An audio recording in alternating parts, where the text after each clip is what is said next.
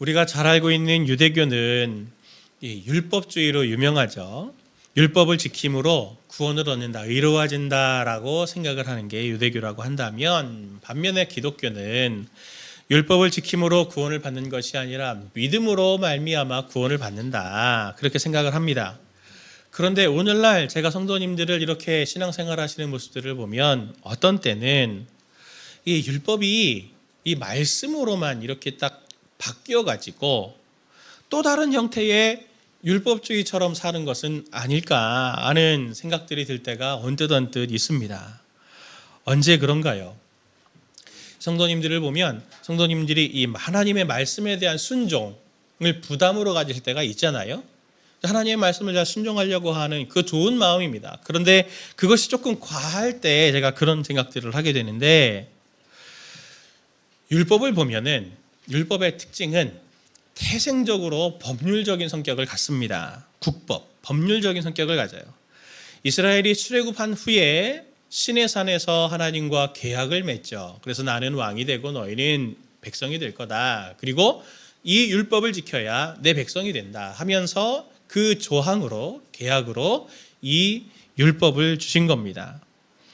그러다 보니까 율법은 태생적으로 배워야 되는 거예요. 하나님께서 모세를 통해서 전달해 주신 거잖아요. 일방적으로 내 백성이 되고 싶다면 이걸 지켜라 하면서 주신 거기 때문에 그걸 배워야 됩니다. 알아야 돼요. 그러다 보니까 이스라엘 사람들에게 율법은 이 수동적인 형태를 갖습니다. 그냥 일방적으로 따라야 되는 거죠. 그러다 보니까 또 이 법이 가지고 있는 태생적인 어려움이 있는데, 뭐냐면 법이라고 하는 게 그렇지 않습니까? 새로운 상황과 문화나 이런 상황들이 생기면은 이전에 만든 법이 잘 적용이 안 될 때가 있어요. 오늘날도 우리나라도 보면 그래서 국회가 있어가지고 새로운 상황과 어떤 일들이 생기면 새로운 법들을 만들어가지고 무슨 특별법 해갖고 법을 만들어서 그걸 적용하려고 하고, 또 그 법에 있는 여러 조항들을 좀 잘 맞춰보려고 시행령이라든지 이런 것들을 만들어서 그렇게 우리나라를 운영하고 있는 거 아닙니까? 구약의 이스라엘도 마찬가지입니다. 이 처음에 하나님께서 모세에게 주셨던 율법과 그리고 예수님 당시에도 그 당시에 있는 상황하고도 또 완전히 다르니까, 상황이 바뀌면, 시대가 바뀌어서 문화적인 새로운 요청이 있으면 그거를 율법의 정신에 따라서 어떻게 이 법을 지킬까라고 해가지고 그 법을 해석해주고 적용해주고 하는 역할을 하는 사람들이 율법교사들의 역할이었고 랍비들이 하는 역할이었습니다. 그래서 그걸 예수님의 당시에도 예수님이 장로들의 유전이다라고 해가지고 그렇게 가르쳤죠. 성경도 율법처럼 그렇게 보고 문자적으로만 해석하면은 이런 어려운 일이 생깁니다. 예를 들면 이런 겁니다. 좀 극단적인 예를 드는데, 성경에 마약하지 말라는 얘기가 없잖아요. 그리고 해도 됩니까? 그거 안 되잖아요. 그러면 왜 안 됩니까? 물어보면 끌어다 쓸 조항이 없어요. 문자적으로만 해석하게 되면, 율법적으로만 해석하게 되면 이런 일들이 생기는 거죠. 문자적으로 율법과 말씀을 배울 때의 함정은 적용과 응용이 잘 안 된다, 어렵다라고 하는 것에 한계가 있습니다. 그런데 오늘날 현대인들도 말씀을 대할 때 이런 동일한 함정에 빠져요. 어떤 분들은 저한테 물어보죠. 목사님, 술을 먹어도 됩니까? 디모데전서 보니까 바울이 디모데에게 술을 좀 먹으라고 했더구만요. 포도주를 좀 써라. 내 약한 위를 위해서. 에베소서 보면 술 취하지 말라, 이는 방탕한 것이, 뭐 자기 좋은 대로 다 끌어다 쓰는 게 그게 말씀입니까? 율법의 자리가 말씀으로만 바뀌었을 뿐이지 역할은 동일하게 율법, 계명, 조항처럼 하나님의 말씀이 남아서 그걸 기계적으로 지키려고 하니까 늘 죄책감과 순종하지 못한 부담감들이 성도님들 가운데 이렇게 있는 거죠. 그렇게 율법주의에 우리가 이렇게 빠지기 쉽습니다. 주님이 우리에게 말씀을 주실 때 죄책감을 주고 우리에게 멍에를 더 지우시려고 하나님의 말씀을 전해주셨을 리는 없잖아요. 바울은 오늘 갈라디아서에서 율법이 아닌 믿음으로 사는 법이 무엇인지에 대한 것을 우리에게 가르쳐 주는데, 이것을 통해서 우리도 율법주의처럼 신앙생활하던 삶에서 그 위험에서 우리가 빠져나와서 정말 믿음으로 사는 그런 생기 있는 삶이 되기를 간절히 원합니다. 건강한 삶, 믿음의 삶의 실제 몇 가지를 살펴보면 첫 번째는 오늘 믿음이 필요합니다. 무슨 믿음이요? 오늘 믿음. 오늘 믿음. 제가 말을 안 들었는데 하루 야채도 있고 하루 경과도 있는데 하루 말씀이 필요하다 이겁니다. 네. 성도님들이 하나님의 말씀을 잘 사랑해서 순종하기 위해서, 준수하기 위해서 불순종에 대한 부담이 있는 건 알고 있는데, 오늘도 성도님들 오셔서 같이 우리 기도했잖아요. 통성으로 같이 기도할 때 성도님들 중에 아마 그렇게 기도하신 분들 계실 겁니다. 하나님, 한 주간도 제가 많은 죄를 지어서 죄송합니다. 하나님, 제가 늘 불순종해서 늘 죄송합니다 라고 기도하신 분이 있었을 텐데, 제가 조금 도전적인 질문들을 드릴 테니까 속으로 대답하시고 말은 하지 마시고 한번 생각해 보세요. 성도님들이 회개하셨을 때 성도님들이 한 주간 구체적으로 어떤 말씀을 어겨서 불순종해서 죄송하셨습니까? 거기에 이 말씀이요 딱 할 수 있었으면 오늘은 그냥 기도하고 그냥 가셔도 좋습니다. 제가 종종 후배 교역자들에게 이야기하는 게 있는데요. 왜 사역자들이 사역적인 성장이 잘 일어나지 못하느냐라는 것들을 이야기할 때 그 원인을 이 타겟팅 얘기를 합니다. 타겟팅이 없기 때문이에요. 열심히는 살아요. 열심히는 사역해요. 정말 잠을 들여가면서 그렇게 수고하고 애를 쓰면서 열심히 하는데 딱 보면 늘 자기의 실수, 약한 지점에 또 넘어지고 실수한 거 또 실수하고 이렇게 사역적인 면이나 인격적인 면이나 이런 것이 이렇게 잘 성장하지 못하고 계속 바쁘게만 살지 성장하지 못하는 그런 모습들을 보는데 왜 그런 일이 생기냐면 이 타겟팅이 부족해서 그렇다라는 얘기를 합니다. 제가 뭐로 얘기를 하냐면 이런 거죠. 권투 선수가 씨름이 아니죠. 권투를 한다고 하면 상대가 있잖아요. 그러면은 저는 권투를 안 배웠는데 제 군대에 선임이 이 권투를 배웠더라고요. 근데 권투할 때 제일 중요한 게 뭐냐면 맞을 때 눈 뜨고 있는 겁니다. 맞을 때 눈 뜨고 있는 거. 주먹이 날라오는 거를 끝까지 봐야 이걸 피한다. 마찬가지로 딱 때릴 지점을 딱 바라보고 거기를 때려야죠. 딱. 그래서 그 한 방을 딱 맞아가지고 KO 시켜야 되는 건데 내가 약한 지점이 뭔지 몰라요.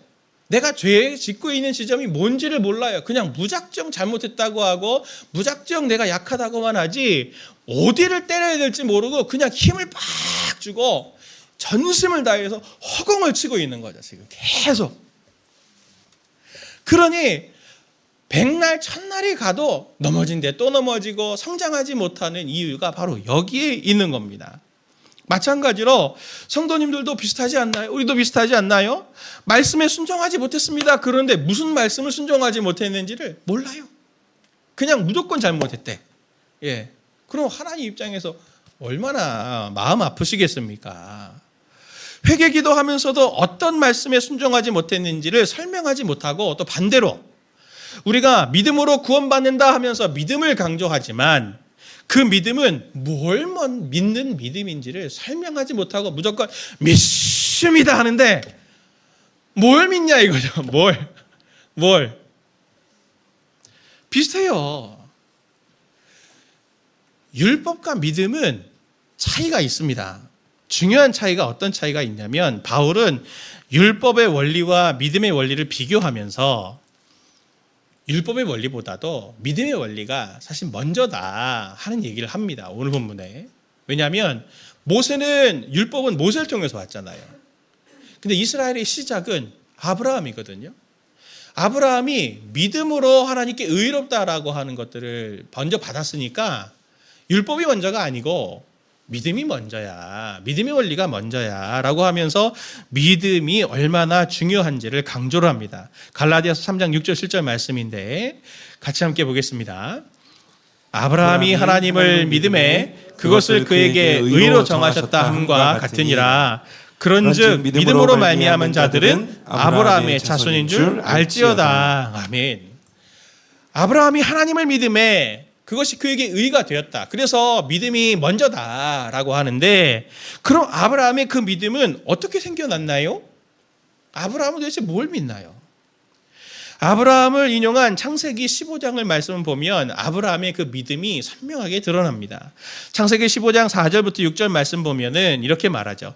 여호와의 말씀이 그에게 임하여 이르시되 그 사람이 내 상속자가 아니라 내 몸에서 날 자가 내 상속자가 되리라 하시고, 그를 이끌고 밖으로 나아가 이르시되 하늘을 우러러 뭇별을 셀 수 있나 보라. 또 그에게 이르시되 내 자손이 이와 같으리라. 아브라함이 여호와를 믿으니 여호와께서 이를 그의 의로 여기시고. 아멘. 이 본문이 의의 원리, 믿음의 원리의 핵심을 보여주는데, 아브라함이 여호와를 믿으니 여호와께서 이를 그의 의로 여기시고 했지만, 문맥의 의미를 보면은 아브라함이 여호와라고 하는 존재를 믿은 게 아니에요. 존재를 믿은 게 아닙니다. 15장 4절 보면 여호와의 말씀이 그에게 임하여 이르시되라고 하면서 하나님이 말씀, 약속을 아브라함에게 주셨습니다. 그걸 믿은 거예요. 그러니 아브라함이 믿은 것은 하나님이 주신 말씀을 믿은 겁니다. 말씀을 믿는 것이 하나님을 믿는 것이죠. 그게 의가 되는 겁니다. 말씀이 있고 말씀에 대한 반응이 있는 그게 바로 믿음입니다. 이것이 율법과 믿음의 가장 중요한 차이를 보여줘요. 왜냐하면 자 보십시오. 율법은 어떻게 주어졌습니까? 일방적으로 주어졌죠. 모세를 통해서 일방적으로 이스라엘에게 주어졌고, 또 개인에게 준 게 아니고 집단적으로 부여된 겁니다. 그리고 각각의 이스라엘은 그 주어진 율법에 수동적으로 반응을, 기계적으로 반응을 했어야 됐었죠. 그런데 믿음은 어떻습니까? 아브라함의 예에서 보듯이 개인적으로 주어졌습니다. 그리고 죄송합니다. 영어를 좀 쓰겠습니다. 인터랙티브, 쌍방간의 관계성에서 온 거죠. 그 아브라함의 상황 속에서 주어진 말씀이에요. 아브라함이 자식을 낳지 못해가지고 자신의 아내의 여종을 취해서 아들을 낳은 그 상황에서 하나님이 아브라함에 딱 나타나서 믿음이 부족할 때, 야, 그를 통해서 내가 내 씨를 이루게 할 것이 아니고 내 아내 사라를 통해서, 난 씨를 통해 내가 약속을 이루어 갈 거다라고 아브라함의 상황에, 그 타이밍에 꼭 필요한 말씀을 하나님께서 아브라함에게 주신 거죠. 그래서 그걸 믿은 게 아브라함의 믿음입니다. 이처럼 율법과 믿음은 확실히 차이가 나죠. 신앙생활도 중요한 요소 중에 하나가 뭐냐면은 그게 바로 타이밍입니다. 인생만 타이밍이 중요한 게 아니고 신앙도 타이밍이 중요해요. 과거에 배운 말씀, 과거에 들은 말씀, 그걸 붙들고 살게 되면은 생기가 없을 뿐만 아니라 과거에 배운 그 말씀은 율법처럼 내 삶에서 작동되기가 쉬워요. 짐처럼. 성도님들, 식은 밥 언제 드셔보셨습니까? 요즘 식은 밥 잘 안 먹죠? 예, 햇반도 데펴서 먹잖아요. 식은 밥도 안 먹는데 하나님의 말씀이라고 하는, 생명의 양식이라고 하는 하나님의 말씀은 왜 10년 전에, 20년 전에 주일학교 때 배웠던 그 말씀을 그걸 갖고 쓰시려고 하냐, 이겁니다. 오늘 지은 밥을 드십시오. 예, 성경에서 하나님은 말씀하시는 하나님이세요. 항상 말씀하시는 하나님입니다. 그분은 오늘도 나에게 말씀을 하시는 분이세요. 그분의 음성을 들으려고 하십시오. 그 말씀의 자리에서, 기도의 자리에서, 내 삶의 자리에서 그 들은 말씀이 들려지면은 그 말씀은 강력한 영향력이 됩니다. 히브리서 4장 12절을 세 번역으로 보니까 이렇게 말하더라고요. 같이 함께 봅니다. 하나님의 말씀은 살아있고 힘이 있어서 어떤 양날 칼보다도 더 날카롭습니다. 그래서 사람 속을 꿰뚫어 혼과 영을 갈라내고 관절과 골수를 갈라놓기까지 하며 마음의 숨은 생각과 의도를 밝혀냅니다. 아멘. 하나님의 말씀은 이처럼 우리에게 들려지게 될 때 영과 혼과 및 관절과 골수를 찔러서 오늘 우리의 삶에 무엇이 필요한지 우리의 마음에 품은 생각과 의도까지도 밝혀내는 영향력 있는 말씀입니다. 과거의 말씀이 아니란 말이죠. 율법적인 신앙과 믿음을 가지고 있는 복음적인 신앙의 가장 중요한 차이는 이처럼 하나님의 말씀이 지금 오늘 내 삶에 현재적으로 어떤 식으로든지 영향력을 미치고 있느냐라고 하는 것을 살펴보시면 됩니다. 오늘 주님의 말씀이 내가 들려지지 않는다. 그러면 나는 어느새 율법적인 신앙으로의 길로 지금 걸어가고 있는지도 모른다고 하는 것을 꼭 생각하십시오. 오늘날 성경을 배우고 읽고 관련 서적들을 읽고 또 유튜브도 통해서 공부를 하지만 그것으로 얻은 지식은 내가 주도해서 내 의지로 내 판단으로 내 생각으로 살아내려고 하는 신앙에 빠지기 쉽고 율법적인 신앙의 위협에 노출되는 길이 될 수 있습니다. 그러나 건강한 복음적인 신앙, 믿음의 삶은 말씀 앞에 나를 세워놓고 하나님께서 그 말씀이 우리의 지성만 아니라 감성과 의지까지 전인격으로 하나님께서 영향력을 미치시는 그 말씀 앞에 우리 자신을 자꾸 세워놓는 신앙이 되어야 율법적인 신앙을 탈출하고 복음적인 신앙을 할 수 있게 되는 것을 꼭 기억하시기를 바랍니다. 두 번째로 건강한 믿음 생활의 실제 두 번째는 무엇이냐면 나의 힘이 아닌 말씀의 힘으로 사는 것입니다. 종종 성도님들이 저에게 이런 질문들을 하세요. 목사님, 어떻게 믿음으로 삽니까? 저는 말씀을 매일 듣는데도 믿음이 약한 것 같습니다. 믿음은 어떻게 생기는 겁니까? 질문들을 하시는데 믿음 어떻게 생기나요? 대표적인 말씀이 있죠. 로마서 10장 17절. 너무 유명한 말씀 아닙니까? 같이 함께 이 말씀 볼까요? 그러므로 믿음은 들음에서 나며 들음은 그리스도의 말씀으로 말미암았느니라. 아멘. 믿음은 어떻게 난다고요? 들음에서 난다. 정말 유명한 말씀입니다. 다 아는 말씀인데 그래서 듣기만 하죠. 열심히 듣습니다. 열심히. 유튜브로도 듣고 성경 통독하면서도 듣고 음성으로도 듣고 뭐 드라마 바이블 통해서 듣고 열심히는 듣는데 듣기만 해요. 들으면 믿음이 생길 줄 알아요. 들으면. 근데 그 들음이라고 하는 것을 제가 지난주 말씀드렸잖아요. 들음이라고 하는 것이 귀로만 듣는 것을 말하는 게 아니다. 히브리 말에는 순종이라는 단어가 없다. 그래서 듣는다라고 표현을 쓴다. 제가 말씀을 드렸잖아요. 그래서 신명기 6장 4절 이스라엘아 들으라. 주 우리 하나님 여호와는 오직 유일한 여호와시니 하면서 이 들으라라고 하는 이게 말씀을 그냥 귀로 듣는 것만이 아니고 그 들은 말씀을 마음에 담고 새기고 행하는 것을 말하는 일련의 순종의 행위다라고 하는 것을 말씀드렸습니다. 말씀을 귀로 듣는다고 순종이 저절로 일어나지 않는 것은 우리 성도님들도 벌써 경험치가 많으시잖아요. 얼마나 많이 들으셨습니까? 그럼 믿음이 벌써 훌쩍 성장하셨어야죠. 분명히 믿음은 말씀을 들음으로 일어나는 것은 맞습니다.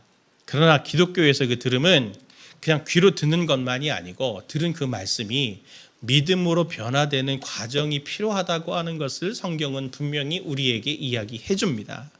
이것에서 바울은 고린도전서 2장 4절 5절에서 이렇게 말해요. 내 말과 내 전도함이 설득력 있는 지혜의 말로 하지 아니하고 다만 성령의 나타나심과 능력으로 하여 너희 믿음이 사람의 지혜에 있지 아니하고 다만 하나님의 능력에 있게 하려 하였노라. 바울은 믿음이 그냥 말로 전하는 것, 사람의 지혜의 말로 되는 것이 아니고 하나님의 능력으로 일어나는 것이다 라고 하는 것을 분명히 말합니다.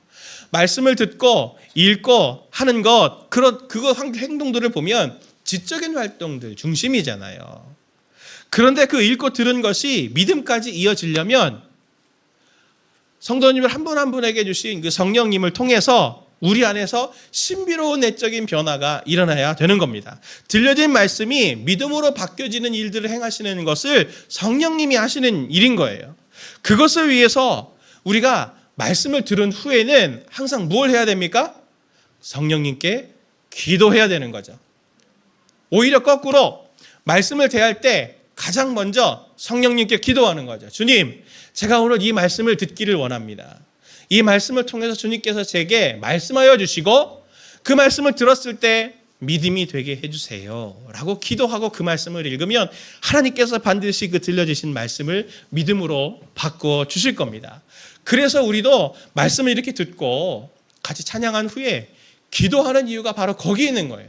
말씀을 들을 때 성도님들에게 들려진 말씀이 있다면 그 기도의 자리를 통해서 하나님, 제가 이 들은 말씀이 믿음이 되게 해주십시오 라고 하는 사모함을 가지고 기도하시기를 바랍니다. 대부분 믿음이 성장하지 못하고 믿음의 순종이 일어나지 못하는 것은 이렇게 말씀을 가지고 기도하는 과정이 누락돼서 그렇습니다. 꼭 기도의 자리로 가져가세요. 말씀을 갖고 기도할 때 그 말씀이 지식으로 남는 것이 아니고 나에게 주시는 말씀, 나의 상황에 딱 들어맞는 말씀이 됩니다. 성도님들이 종종 하나님께 은혜 받고 또 감사하다고 하는 또 은혜의 감사를 저한테 이렇게 얘기하시는데 뭐냐면 성도님들이 종종 저에게 목사님, 이번 주 말씀이 저에게 하시는 말씀인 것 같아요. 저를 두고 하신 말씀 아니죠? 라고 하시더라고요. 예, 아닙니다.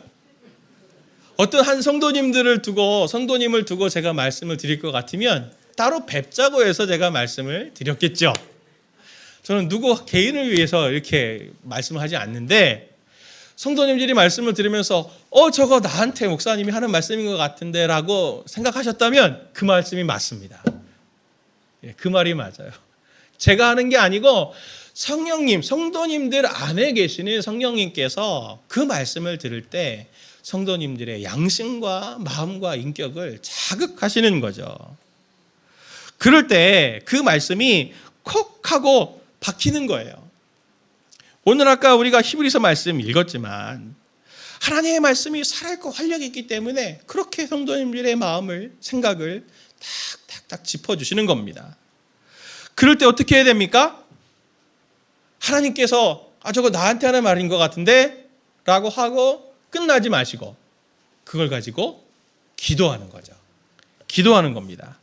오늘 말씀에 바울은 말합니다. 갈라디아서 3장 3절부터 5절 말씀 보면 너희가 이같이 어리석으냐? 성령으로 시작하였다가 이제는 육체로 마치겠느냐? 너희에게 성령을 주시고 너희 가운데서 능력을 행하시는 이의 일이 율법의 행위에서냐 혹은 듣고 믿음에서냐 하면서 바울은 믿음으로 일어나는 행위는 성령님으로 인해서 일어나는 것이다 라고 하는 것을 분명히 말합니다.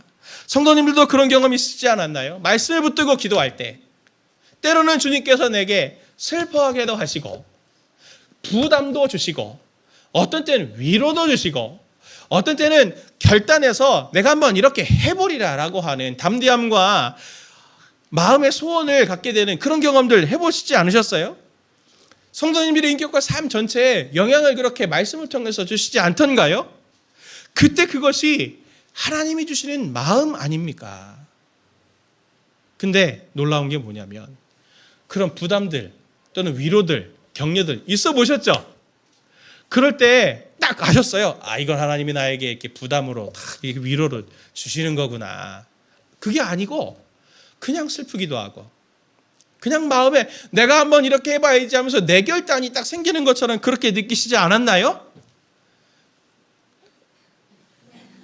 제가 부담스럽네요. 이 현상을 복음의 노래처럼 담은 설명한 좋은 노래가 있더라고요. 내 거인 듯 내 거 아닌 내 거 같은 너, 내 거인 듯 내 거 아닌 내 거 같은 나, 네 거냐 내 거냐 구분이 없어지는 거잖아요. 이게 놀라운 일입니다. 내가 말씀을 들을 때 성령님이 그 들은 말씀을 믿음으로 바꾸어 주시면 그 믿음은 내 안에서 놀라운 여러 가지 내적 반응들을 그렇게 일으키게 하세요. 근데 그렇게 일어나는 것이 하나님이 주신 것이 아니고 내가 막 일어나는 것처럼 느껴지게 되죠. 내가 한번 살아보리라. 내가 내 죄를 보고 너무 슬퍼하고 눈물이 막 흐르기도 하고 또 위로가 되기도 하고 용기를 힘을 솟아나게 하기도 하고 여러 가지 감정들이 그리고 의지들이 솟아나는데 내가 마치 하는 것처럼 결단하는 것처럼 그렇게 느껴져요. 그런데 그게 굉장히 중요한 내가 하는 거와의 차이는 무엇이냐면 절대로 꺾이지 않는다는 거죠. 분명히 영향력이 있다는 거죠. 그래서 활력이 있는 삶을 살게 됩니다. 예전에는 내가 한번 결단해버리라 해도 안 됐었는데 하나님의 말씀이 하나님이 내게 말씀을 통해서 내게 은혜를 주셨을 때 말씀의 은혜를 주셨을 때 그 능력과 그 의지와 그 감정들은 절대로 꺾이지 않고 모든 상황을 뚫고 나갈 수 있는 강력한 힘이 됩니다.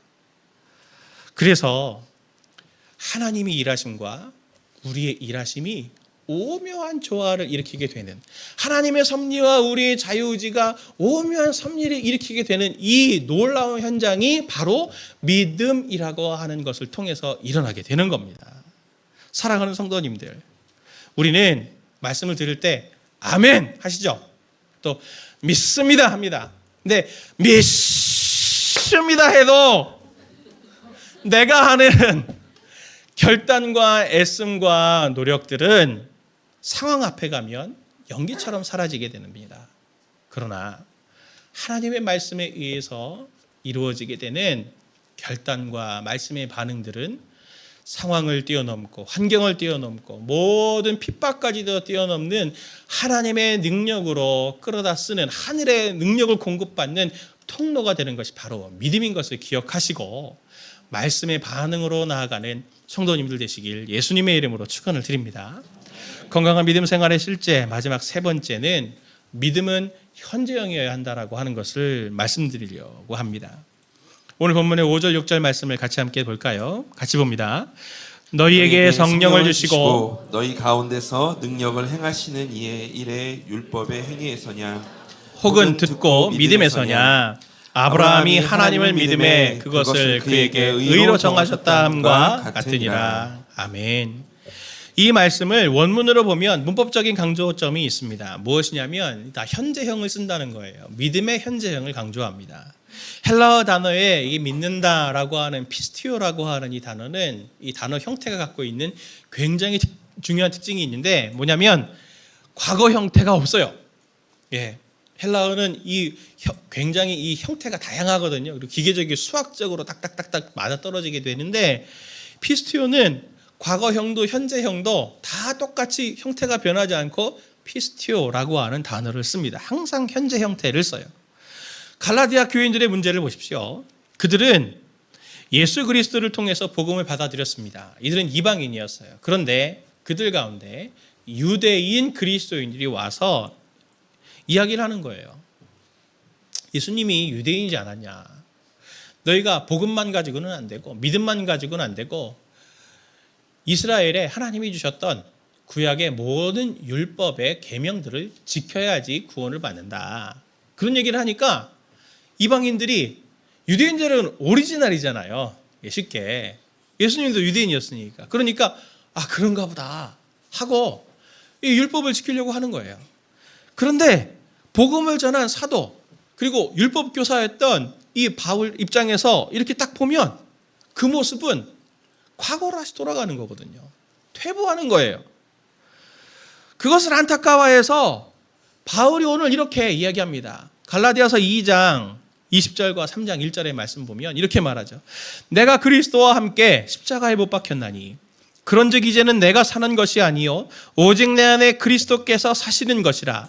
이제 내가 육체 가운데 사는 것은 나를 사랑하사 나를 위하여 자기 자신을 버리신 하나님의 아들을 믿는 믿음 안에서 사는 것이라 하면서 1절에 어리석도다 갈라디아 사람들이여 예수 그리스도께서 십자가에 못 박히신 것이 너희 눈앞에 밝히 보이거늘 누가 너희를 꾀더냐 이렇게 책망하고 있습니다.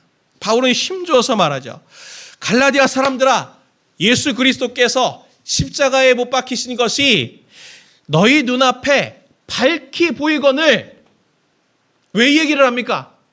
갈라디아 교인들에게는 예수님의 십자가가 안 보이는 거죠. 안 보이는 거예요.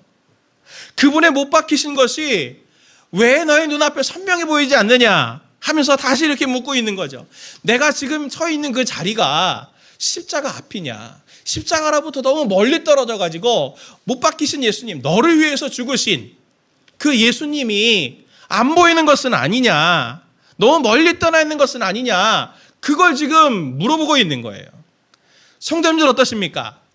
신앙이 식어지고 내가 매너리즘에 빠졌다라고 하는 그 증거를 뭘로 생각하세요?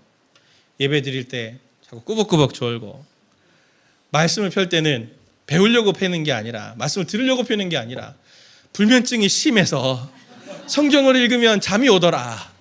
그래서 성경을 펴는 그런 것들로 내가 믿음이 매너리즘에 빠졌구나, 그렇게 생각하시는 거 아닌가요? 맞을 수도 있어요. 그런데 예배와 말씀과 기도와 같은 것들이 종교 활동처럼 돼서 율법적으로 내가 해야 돼서 당위성에 의해서 했다면 그게 바로 율법적인 신앙이고, 지금 성도님들이 십자가에서 너무 멀리 떨어져 왔다고 하는 것을 증명하는 것이 아니겠습니까? 율법적으로 신앙생활하는 것은 오늘 바울이 20절에 말씀하는 것처럼 하나님의 아들을 믿는 믿음 안에 있지 못하고, 십자가로부터 멀리 떨어져서 있을 때 율법적으로 신앙생활을 하게 됩니다. 사람도 가까이 있으면 서로 닮잖아요. 친구들끼리 쓰는 말투, 단어, 이런 것들도 서로 닮게 되고, 그리고 가까이 만나면 만날수록 서로가 영향을 주고받으면서 취향도, 그리고 살아가는 삶의 여러 관심사들도 서로 주고받으면서 서로 영향을 받게 되는 것이 아닙니까? 가까이 있을 때 말이죠. 많은 성도님들이 십자가에 가까이 있어야 된다, 주님을 붙들어야 된다라고 하는 것을 알면서도 왜 그렇게 하지 못하고 오늘 갈라디아 교인들처럼 과거로 율법으로 이렇게 돌아가려고 하나요? 제가 생각을 해봤어요. 왜 그럴까?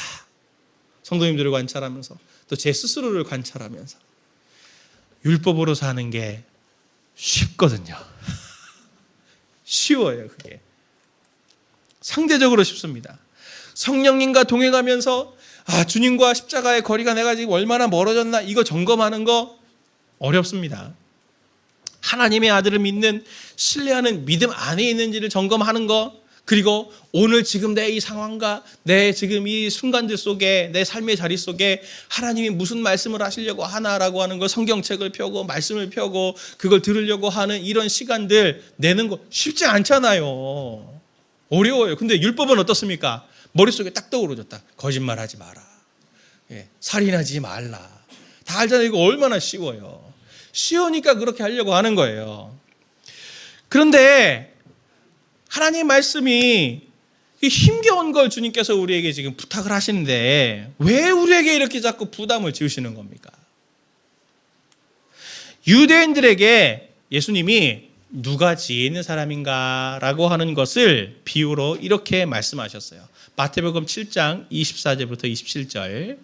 자, 같이 함께 이 말씀을 봅니다. 같이 봅니다. 그러므로 누구든지 나의 이 말을 듣고 행하는 자는 그 집을 반석 위에 지은 지혜로운 사람 같으리니. 어떤 사람 같으리니? 지혜로운 사람. 그럼 지혜로운 사람이 있으면 어리석은 사람 나오겠죠. 계속 읽어봅니다. 비가 내리고 창수가 나고 바람이 불어 그 집에 부딪히되 무너지지 아니하나니 이는 주추를 반석 위에 놓은 까닭이요 나의 이 말을 듣고 행하지 아니하는 자는 그 집을 모래 위에 지은 어리석은 사람 같으리니 비가 내리고 창수가 나고 바람이 불어 그 집에 부딪힘에 무너져 그 무너짐이 심하니라. 아멘. 지혜로운 사람은 말씀을 듣고 행하는 사람이요, 어리석은 사람은 말씀을 듣고 행하지 않는 사람이어서 나중에 어떻게 된다? 집 떠내려간다. 집 떠내려간다. 주님께서 우리에게 부담스럽지만, 너 좀 부담 되겠지만 내가 너한테 부담을 줄게 그러면서 말씀을 주시고 찔러주시고, 어떤 때는 회개케 하시고, 어떤 때는 이렇게 자꾸 말씀을 들어라 시간을 내서 말씀을 들어라, 기도해라 라고 말씀하시는 이유는 우리를 아시기 때문입니다. 우리의 무엇을 아실까요? 우리의 삶의 자리는 죄와 죄성에 엄청난 영향을 받고 있는 자리잖아요. 지뢰밭처럼 여러 유혹과 환난들이 도사리고 있습니다. 그런데도 비참한 건 뭐냐면 우리에게 있는 죄의 위험과 물결들 다가오는 거 우리가 그거 잘 인지하지 못합니다. 뭐가 지뢰밭인지 몰라서 늘 두려운 게 우리 아닙니까? 그리고 죄의 물결이 확 다가오고 있는 걸 보면서도, 지뢰밭인 걸 알면서도 다른 길을 찾을 수가 없고 이 물결들을 헤쳐나갈 수 있는 힘이 없어서 늘 위축되어 있는 것을 주님이 아시기 때문에 주님은 우리에게 말씀을 주시는 겁니다. 그래서 그 말씀을 따라서 이 다가오는 죄의 물결 위협을 피하고 지뢰를 밟지 말고 피해 가라고 우리에게 말씀을 주시는 거예요. 성도님들 한번 계산을 해보십시오. 계산을 해보십시오. 집대 내려가기 전에 집을 잘 묶는 거, 안 떠내려가기 위해서 에너지를 들이는 게 에너지가 적게 듭니까? 아니면 집 다 떠내려가고 난 다음에 집 새로 짓는 게 훨씬 유익합니까? 에너지가 저렇게 됩니까? 물어보나 마나죠? 제가 사역을 하면서 늘 하나님 앞에 기도하고 늘 점검하고 하는 이유 중에 하나 뭐냐면 저를 위해서요. 굉장히 이기적으로. 어떤 이기적이냐? 제가 사역을 세심하게 성도님들이 챙기고 기도하면서 이렇게 막 사역들 여러 부분을 점검하지 않으면 반드시 거기에 사고가 생기더라고요. 그러면 미리 점검하는 에너지와 사고를 이렇게 나중에 마무리하는 에너지를 비교해 봤을 때는 이 에너지가 몇 배, 몇십 배 듭니다. 그리고 성도님들도 마음 엄청 상하고 복구가 잘 안 돼요. 그러니 미리미리 하는 거죠.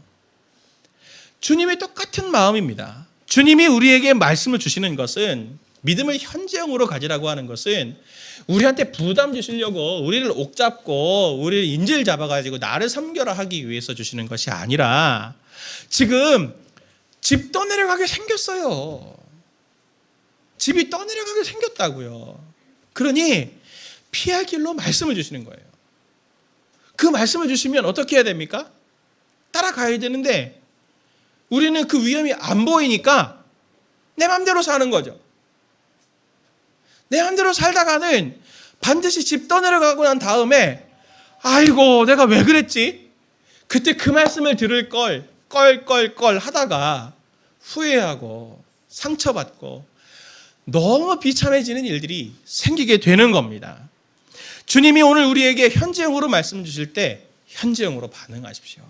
부담 들더라도 그 말씀을 어떻게든 순종해 보려고 몸부림을 치면 그 말씀이 바로 성도님들을 구원하는, 성도님들의 집을 구원하는 생명의 말씀이요 활력의 말씀이 될 겁니다. 사랑하는 성도님들, 말씀이 매일 들려주셔야 됩니다. 언제 말씀이 들려주셨나요? 언제 말씀으로 찔림을 받으셨나요? 위로를 받으셨나요? 그 말씀이 믿음 돼서 믿음으로 살아가는 현재형이 되어야 하고, 그 현재형이 될 때 갑작스럽게 환난이 닥치든 위험이 닥치든 하더라도 그것을 그 말씀으로 이겨낼 수 있게 하나님께서는 반드시 은혜를 주실 겁니다. 오늘 현재형으로 말씀을 잘 붙들고 승리하셔서 과거의 율법주의로 신앙생활하는 것이 아니라 오늘 믿음으로 복음으로 승리하는 저와 성도님들 되시길 예수님의 이름으로 축원을 드립니다.